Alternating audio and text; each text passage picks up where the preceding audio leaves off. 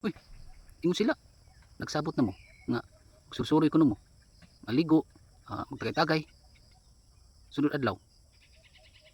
Plano ka na ninyo. Total, nanabot ang sweldo maabot ninyo.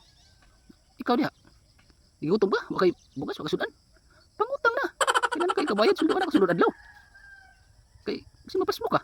Ikaw ng mga tindahan, handa mo magpautang. Kay bawal silang nanay sweldo. No? Sunod adlaw ba? Ay, pag lang ay. Tingnan lang nga, sunod adlaw bariyan. Kaya na kayo umaabot ng sweldo. No? Kung kamo diha, nagplano. Plano hina ninyo. Sa buti to inyong mga pamilya o bakada. Nga mag-suroy-suroy, magtagay-tagay mo, happy-happy mo. Total na, nabitaw umaabot yung sweldo. Ay na pag dugay-dugay. Chati na sila o tawagi sila na ikaw. Okay bugas di away sudan. Pangutang na sa bugsugod. Total na tayo ikabayad. So ang ako lang diha no. Ay mo pag palista, no? Pikas-pikas basin mawadan ka.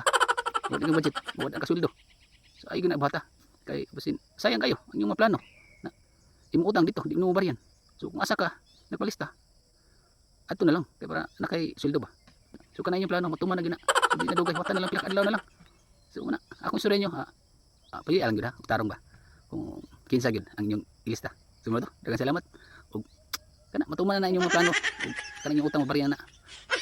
Bye-bye.